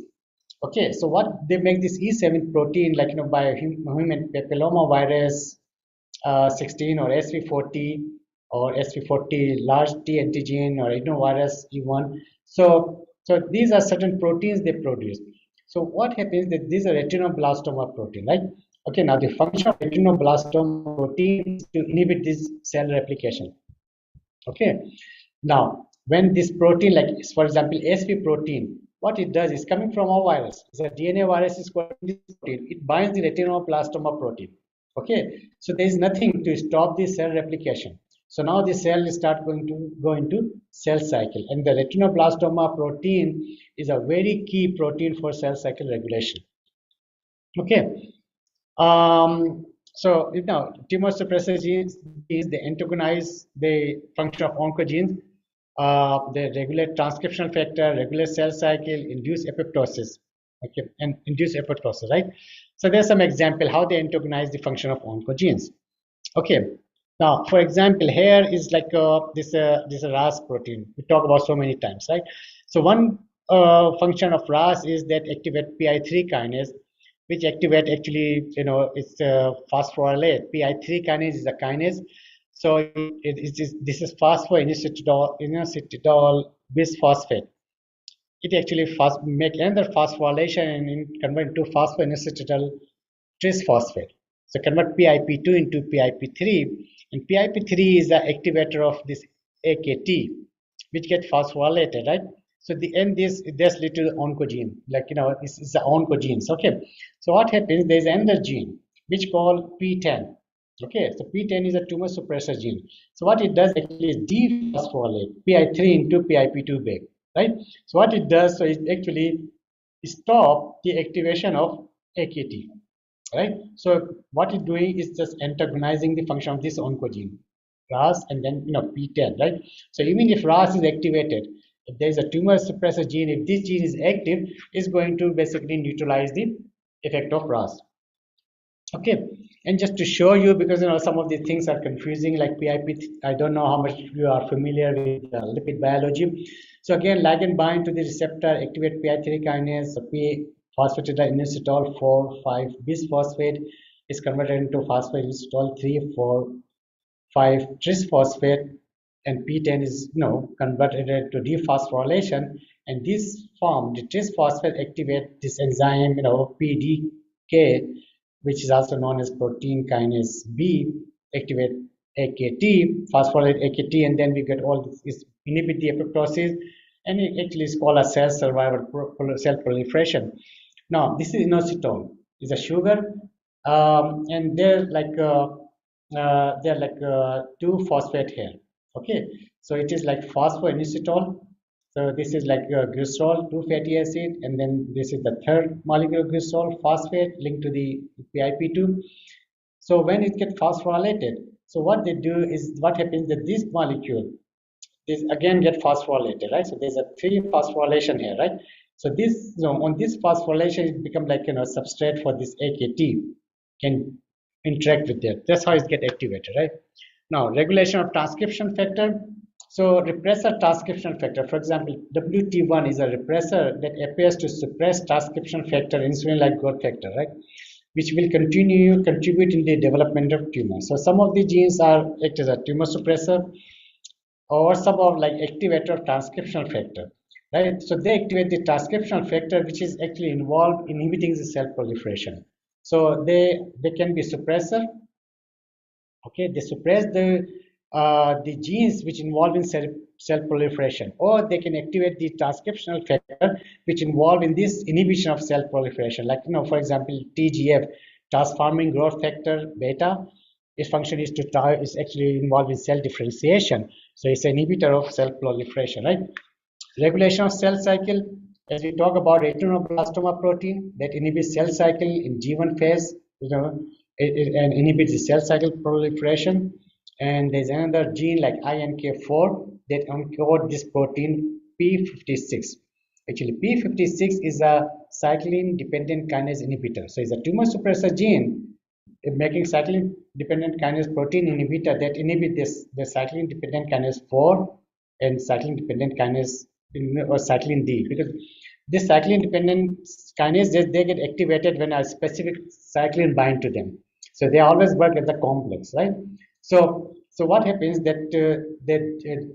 what happens? This complex actually phosphorylate retinoblastoma protein to inactivate retinoblastoma protein, right? So when this is inhibited, it means retinoblastoma protein will not get phosphorylated. Okay, and the protein is P53 that produce another tumor suppressor, product P21, which is also an inhibitor of cyclin-dependent kinase, right? So it has the same action. It acts on cyclin-dependent kinase 4 when it binds to cyclin D. Okay. So, and then lastly, what we have is induction of apoptosis. Now, this gene P53, we'll talk about this more. What it does, increases Bex protein, which makes holes in the mitochondria, and that releases cytochrome C and this activate the process of apoptosis. Apoptosis, the people don't know, is like a programmed cell death. So cell, there's a program when this process starts, it means the cells are going to die. So P53 has a very important function. Okay. Now again, there's same kind of thing that these genes are inactivated, deletion or point mutation followed by duplication, loss of heterozygosity as we talked about, DNA methylation, or post-translational mechanism binding to DNA, viral oncogene as we talk about, like retinoviral protein. Virus makes certain protein which bind to the RB protein, right, and inhibit the function of the retinoblastoma protein, which is like tumor suppressor. We already talked about this homozygosity, like you have to have like really even during replication, it has to be like loss of on the both chromosome. So it is scripted. We just talk about some of these tumor suppressor gene like retinoblastoma gene. Like retinoblastoma is a malignant tumor of developing retina that occurs in children usually before the age of 5 years, right? Because this protein was first discovered in those tumors. Later on, they found the function of this protein, but then at the time they already gave the name as a retinoblastoma protein. But then they found out that okay, as a tumor suppressor protein is involved in cell cycle regulation. Okay, all forms of retinoblastoma represent a mutation in gene RB1, which is located in chromosome. Again, this is just information. It has about 80 kilodalton base. It's all. I'm going to skip some. It's just some details, right? We go to. So that's how the retinoblastoma looks like. It's a tumor in eye. Okay. So now what happens? That retinoblastoma protein, it actually inhibits cell cycle.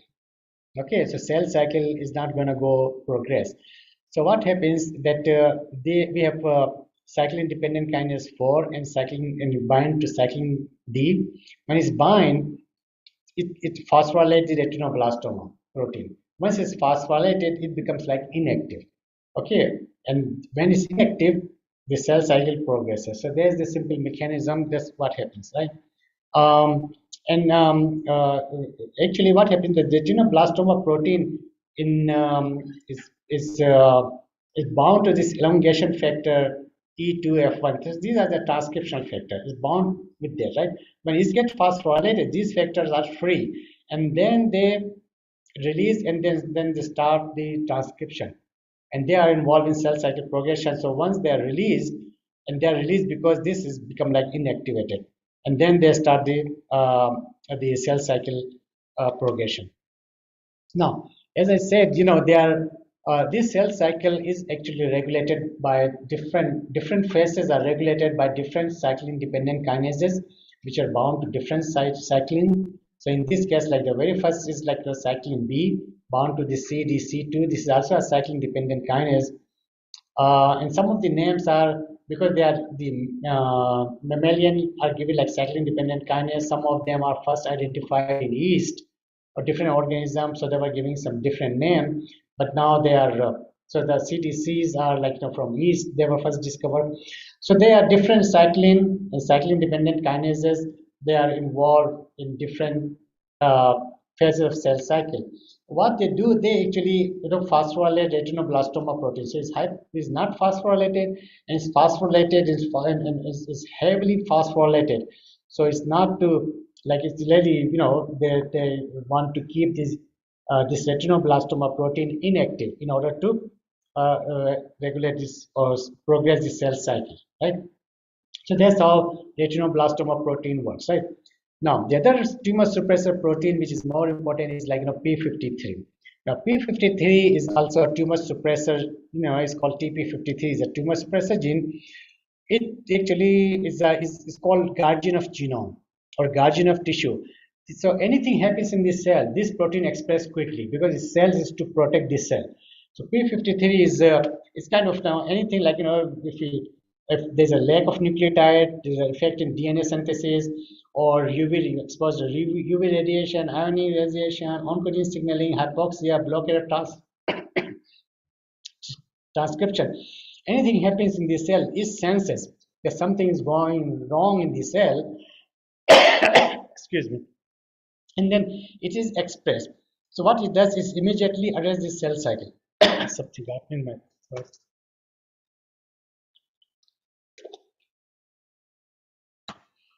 So it is arrest the cell cycle. It induces the processor for DNA repair. It blocks the angiogenesis process, induces apoptosis.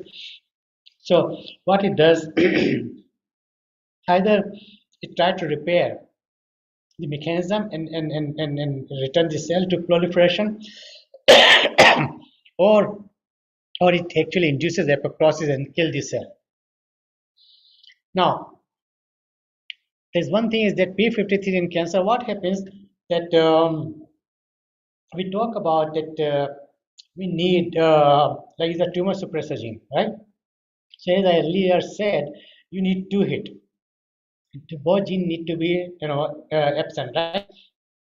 But what they found is that it's like P53 is here, and if only one allele is defective, they found that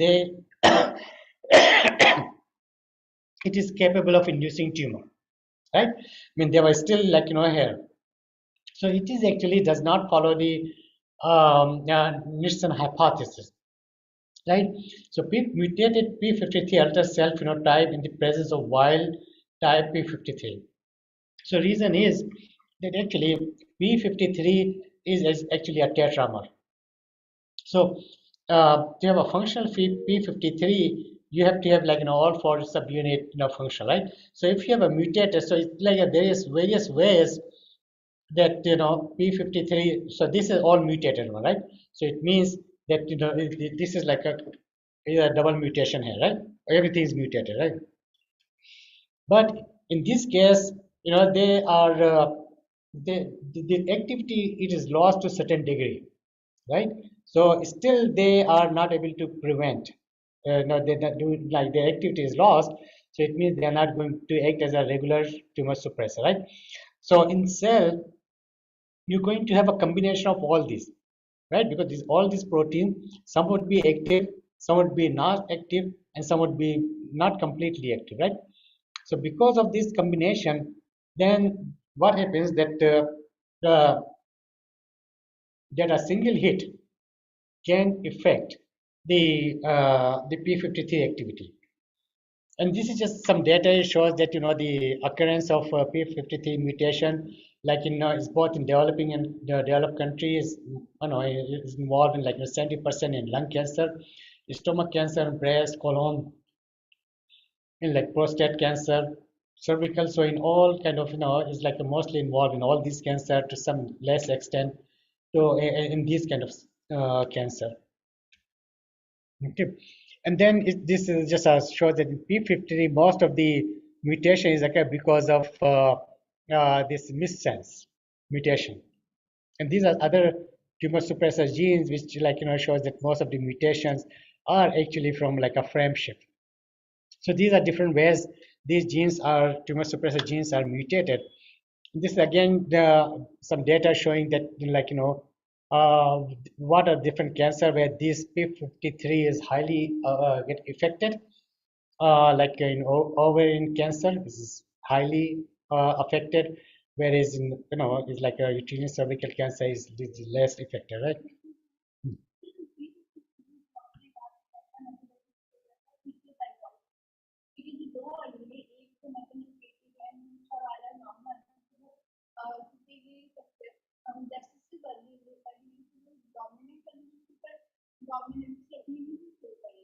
No, no, what happens that जो है क्या कहते हैं एक है अब उसमें basically जो डिपेंड करता है कि which one is dominant which one is recessive, right? So अगर आपके hit हुआ है वो dominant इस पे, right, it's get mutated, so you can have all this kind of different, right? If it's not, then you probably don't get any effect. So that's what I mean. It doesn't have to necessarily have to two hits, right? One hit, if it is the dominant, gene, then you still get the effect.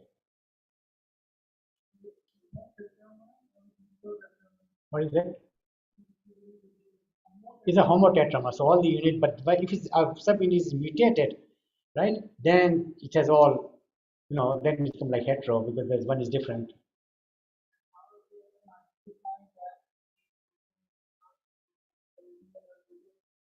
Well, then you have to sequence it. Well, there's other pathway like down-regulated pathway where you can see if it is mutated. But then mutation, you have to isolate and see if it's mutated. P53, yeah.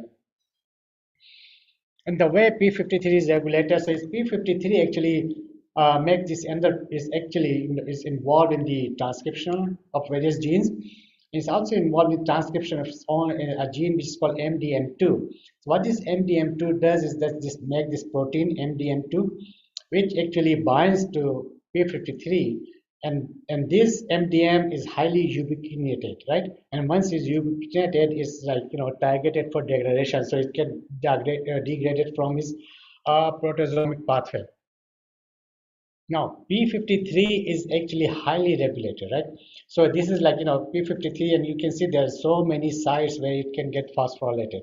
And there are different kind of, there are signaling molecules, different kinases they involve in the phosphorylation of P53. That's how it's, get activated. Okay. This is also again, I can skip.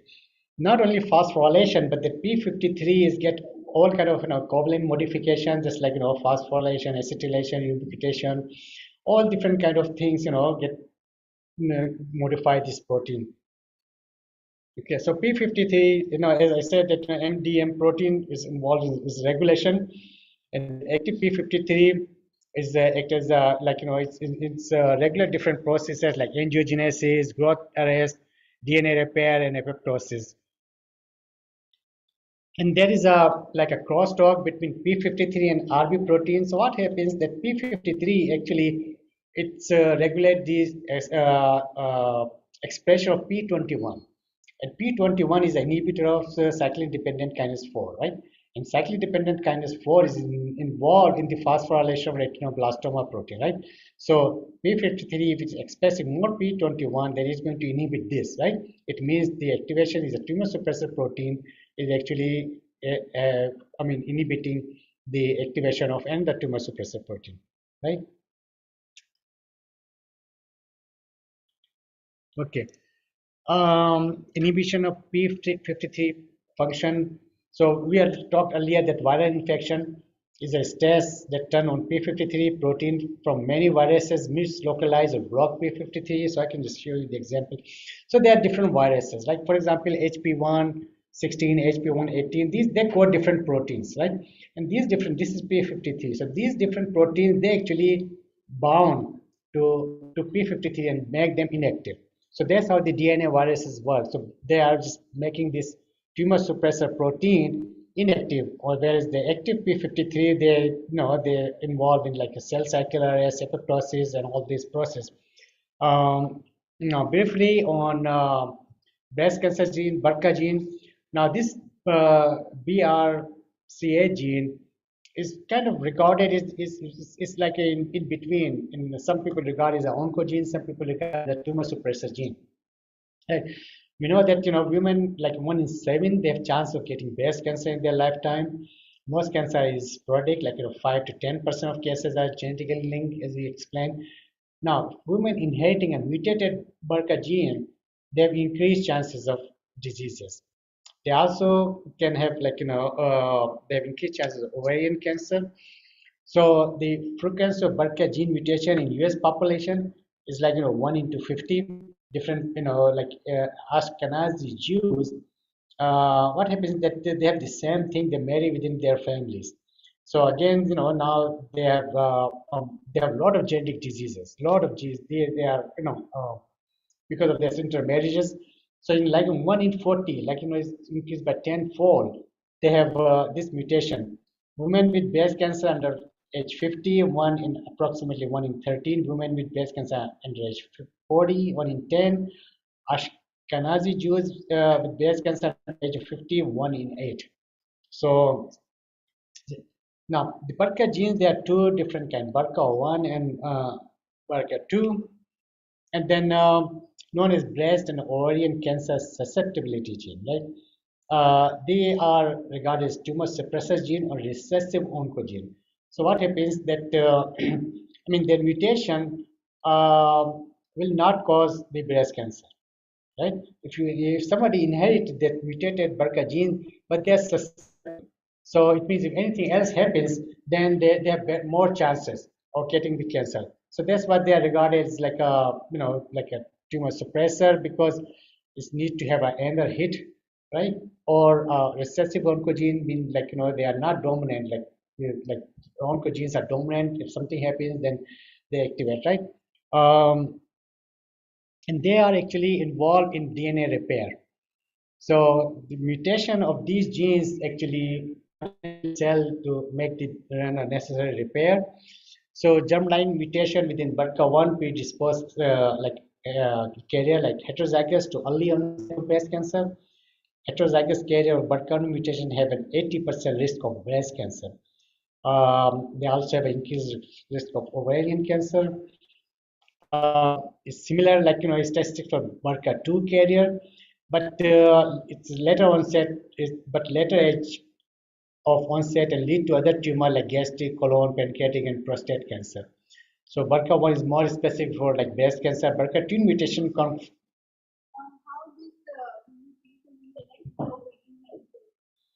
Well, it's to be honest, I'm not quite sure.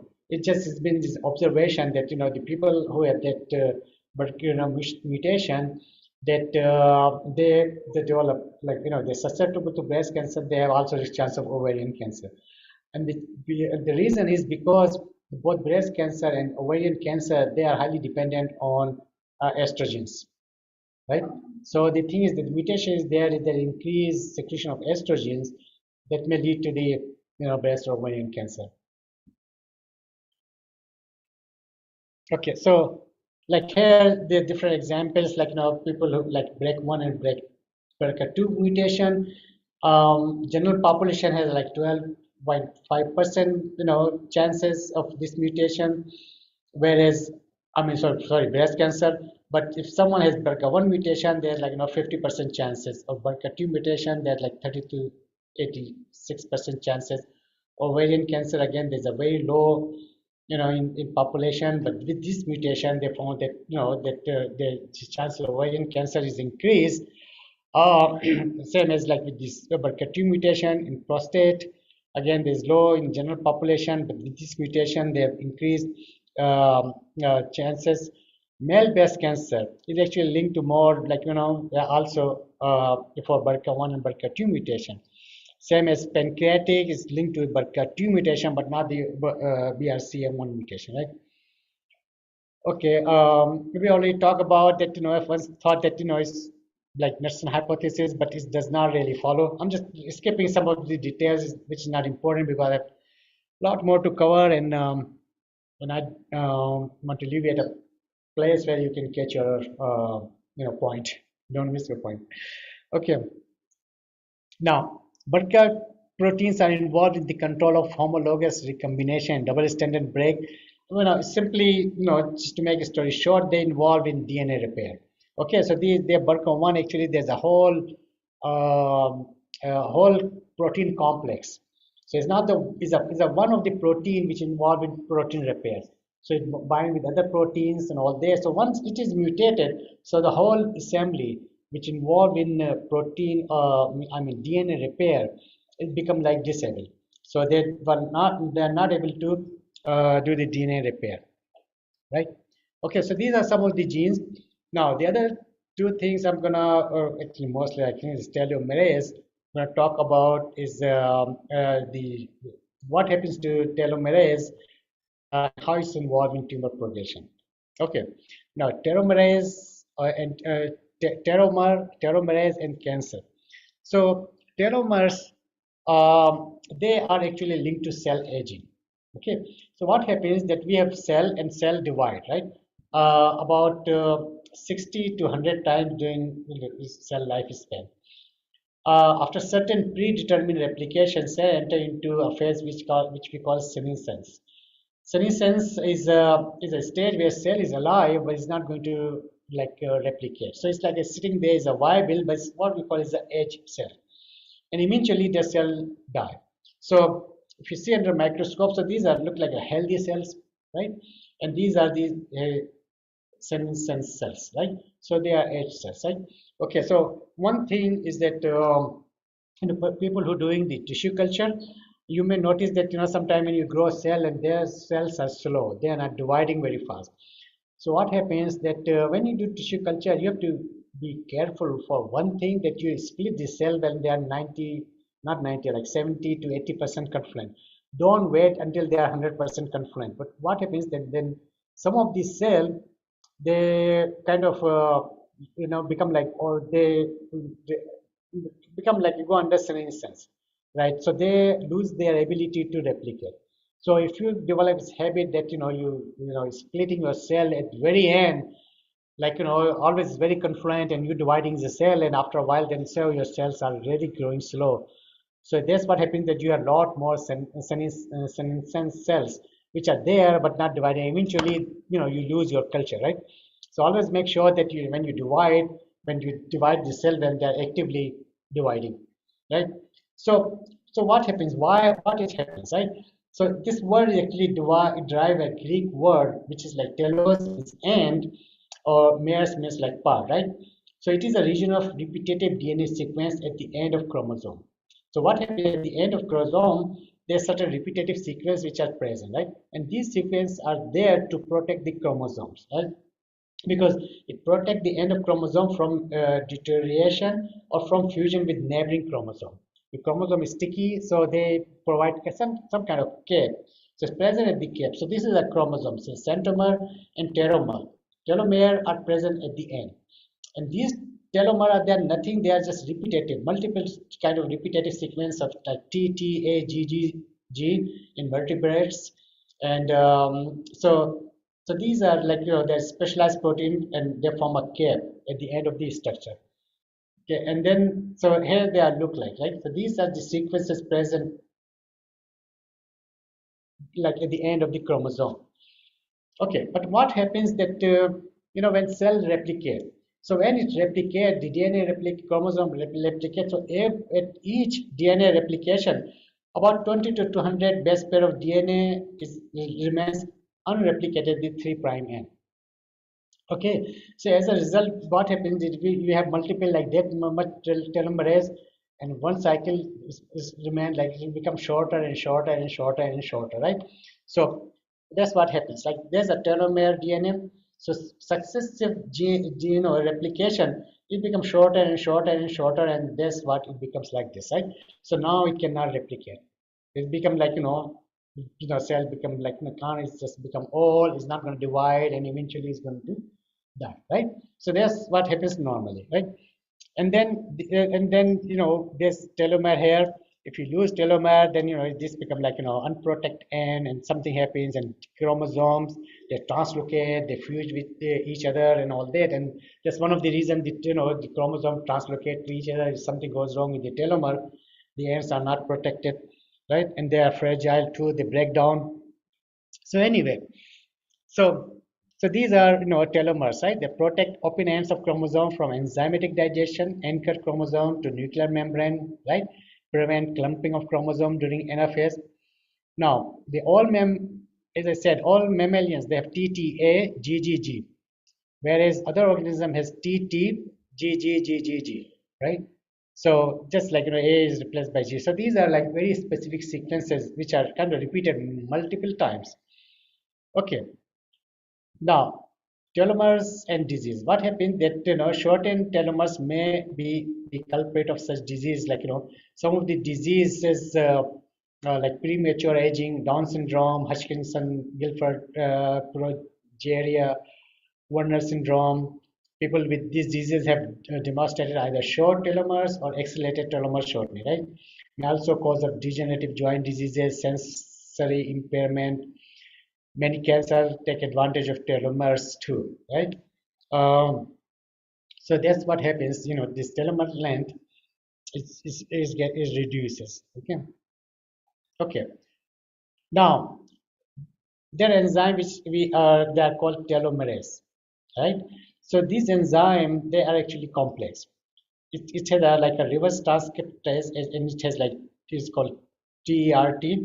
It has a small RNA, and there's a protein which is TP1, right? So these are like a telomere is a complex, right?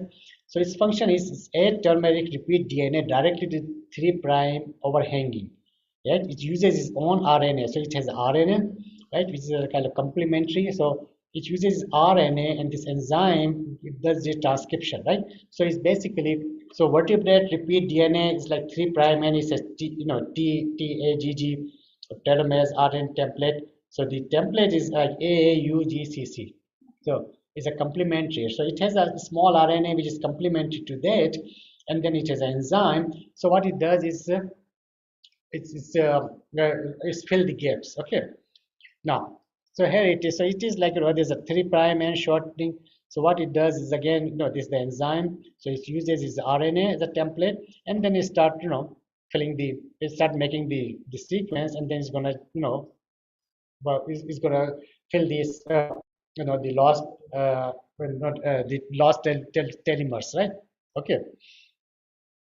Now, so it overcome telomeres shortening and the end replicating problem, right? Now, the thing is that the telomeres only express in germ cells, only embryonic cells. They are not expressed in most somatic cells. So the somatic cells, if you lose the telomere, you lose it, right? It cannot be repaired. But it may be expressed by some stem cell, but highly controlled, right? So what happens in cancer cell? They acquire this mutation where 80 to 90% of cancer cells they have this telomerase activity, right? So what's happening that the cells is replicating, and then as their telomeres are shortened, they get repaired. So that's how they indefinitely multiply, because no, they cannot, go under senescence, right? Their telomeres are going to fill up the gap, and then cells is going to multiply, right? So the remaining still need to overcome the end replication problem, right? Okay, so do so by recombinant mechanism. So like 80 to 90% of cancer cells, they have this telomerase, which will he or repair the telomere loss. But there are certain other mechanism which we call alternative lengthening of telomerase mechanism. And what happens is that this mechanism, these telomeres DNA, they jump to another chromosome, and they use another chromosome as a template, and then to try to, so these are called like non-telomerase based mechanism. And then they just define a sequence which is, a little complementary of what they jump on this strand, and then they try to fill. So what happens? You have a telomerase is a whole enzyme. So telomerase inhibition causes shortening, telomere shortening, signaling for premature exit from cell cycle, cellular senescence, and then cell undergo apoptosis, right? Whereas telomerase activation causes telomerase maintenance, signal for continuation of cell cycle, cellular immortality, or tumorogenesis. That's lead to the tumorogenesis, right?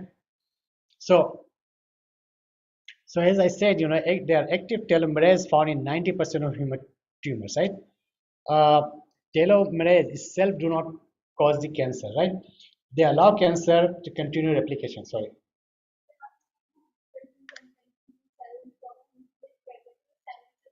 Mhm.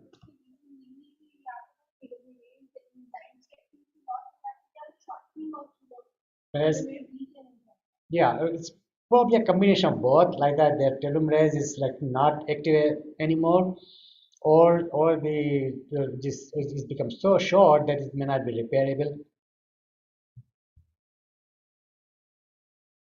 But it's usually seen in like cells. It, yeah, yeah. Or they were in most of the cancer cell. You don't see this problem, right? It usually happens in cells which are normal, right? They are difficult to, like, for example, endothelial cell, if you want to grow, they will not grow after 4 or 5 generations, right? But in cancer cell, usually don't have any problem. When the cells slow down, especially the cancer cell, it's just that some of them either transform or become like, differentiate, and then. Mm, mm, correct.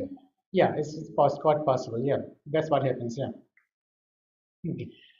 Uh, so, so cancer cell may activate telomerase through G1, S1 checkpoint. So in 30% of human tumor, genes that encode this enzyme is amplified, meaning more likely for telomerase to be active. Okay, so telomerase length is not related to lifespan. It means, a person who has like telomerase is not going to live longer. Uh, and there's like differences between mice versus human. If telomerase contribute to only aging, if senescence contribute to aging, if the cells undergo aging, then is only telomerase contribute. Otherwise, if the cell doesn't go, some like cancer cell doesn't go in like senescence, then telomerase is probably not going to work there, right? So telomerase protects against replicative senescence, but not senescence induced by other causes. So only when the cell divide, that's where the telomere is involved. But if there's another senescence, like shortage of nutrients, right? If you don't have nutrients, cell and also we have the similarly, they will not grow or replicate. It will sit there, has nothing to eat. So there's also not this another kind of, So these are the references. Okay, I think. Well, I stopped earlier than I thought. Okay, so that's all about oncogenes and tumor suppressor genes. So tomorrow we will not tomorrow. Tomorrow is off, right? So we'll talk about what was the other thing? Um, angiogenesis, and we talk about epigenetics. Okay, because there's the mechanism that we know that how the genes are activated and how they are suppressed, but there's another mechanism by which genes can be activated and inhibited, what we call epigenetics, right? It does not involve any change in DNA structure, but involve how the genes are regulated. All right. Okay, well, thank you very much. So I stop here. Sometimes, some of these things get very dry, so, but it's just have to explain you the concept so that you understand some of the, carcinogenesis process. I think maybe we can ask to save it, I think.